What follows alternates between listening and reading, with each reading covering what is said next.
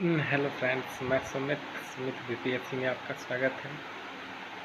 आज एक नया टॉपिक सेंटर स्टेट रिलेशंस आपके सामने लेकर आए हैं, और जो कि केंद्र और राज्यों के बीच किस प्रकार की संबंध है, कैसे उनके रिलेशंस हैं, इसके बारे में जानकारी देगी। तो आइए स्टार्ट करते हैं। एक्चुअली में सेंटर स्टेट रिलेशंस एक भारतीय संविधान के भाग 11 और भाग 12 दोनों में चर्चा किया गया है। भाग 11 के तहत दो पार्ट आते हैं, जबकि तीसरा पार्ट भाग 12 में आता है।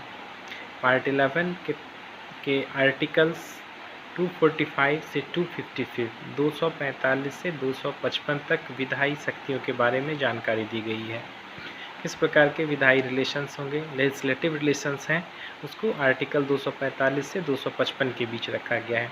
वहीं भाग 11 के पार्ट 2 में एडमिनिस्ट्रेटिव रिलेशंस को रखा गया है, जो कि 256 से 263 के बीच है।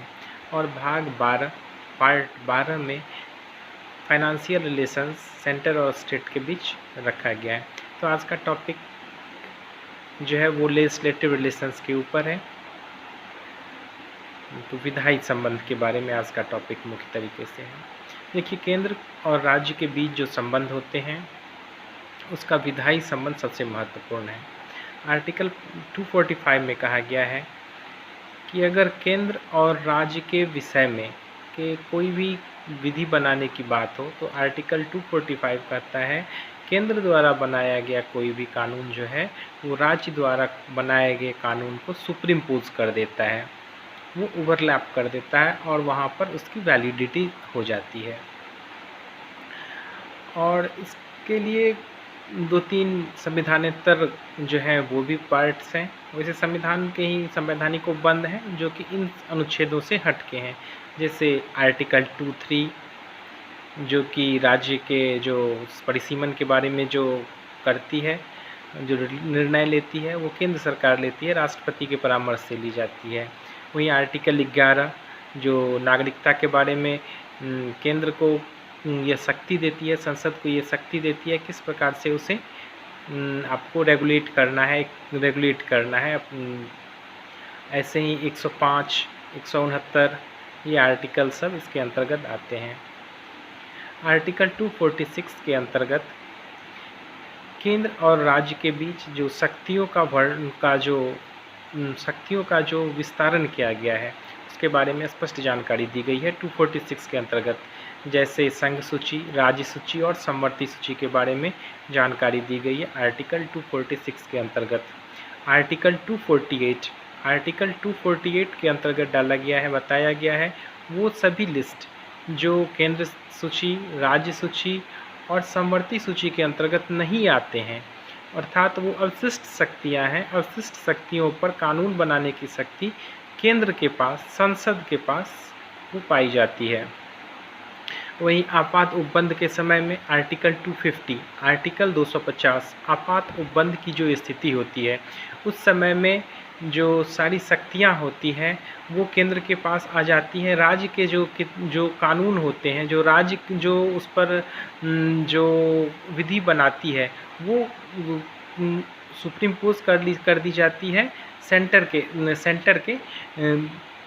राज्य के जो कानून हैं वो सुप्रीमपोज कर दिए जाते हैं सेंटर के कानून के वो राष्ट्रपति के थ्रू होता है। और आर्टिकल 250 के हिसाब से यहाँ पर कहता है कि ये जो प्रक्रिया है वो राज्य द्वारा बनाया गया कानून वाइड हो जाता है, जबकि वैलिड जो है वो सेंटर के द्वारा बनाया गया कानून होता है। वही आर्टिकल 252 जब दो राज्यों की या दो से अधिक राज्यों की आपसी सहमति से अगर कानून को बनाने का प्रस्ताव राष्ट्रपति के पास भेज दिया जाए तो वो जो है वो वहाँ पर सेंटर की जो पॉलिसी होती है, जो लॉ मेकिंग पॉलिसी है, वही वैलिड होती है। वहीं 253 आर्टिकल 253 कहता है जब अंतर्राष्ट्रीय संधि या करार होते हैं, कोई एग्रीमेंट हो गया हो, किसी प्रकार की कोई जो दो राष्ट्रों के बीच जो कोई डील्स हो गया हो, तो उस समय जो है वो राज्य जो कानून बनाती है, स्टेट की जो कानून होती है, वो लॉ जो बनाती है वो वाइड हो जाती है और वो इंटरनेशनल एग्रीमेंट के हिसाब से वो फॉलो की जाती है। ये आर्टिकल 253 के अंतर्गत आते हैं।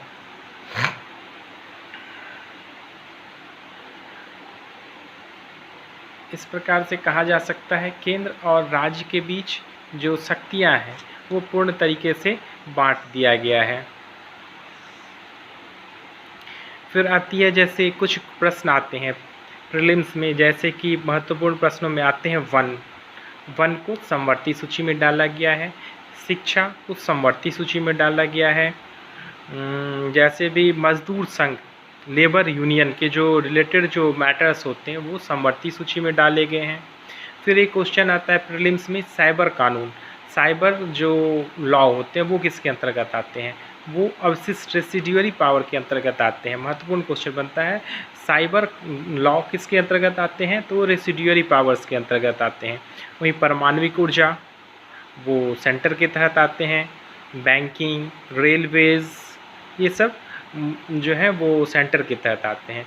एक रेलवे पुलिस की एक प्रश्न आती है, ये बहुत ही कॉमन क्वेश्चन है प्रारंभिक परीक्षा में, यह रेलवे पुलिस किसके अंतर्गत आता है, तो रेलवे पुलिस जो है वो रेलवे की जो पुलिस होती है वो राज्य के अंतर्गत आती है। यह बहुत ही महत्वपूर्ण क्वेश्चन है और लड़के बहुत सारे इसमें मिस कर जाते हैं, गलत भी कर देते हैं।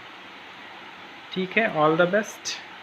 अब नेक्स्ट टॉपिक जो है वो आर्टिकल 256 से आर्टिकल 263 के बीच जो एडमिनिस्ट्रेटिव रिलेशंस हैं उसके बारे में चर्चा की जाएगी। Thanks for watching, all the best.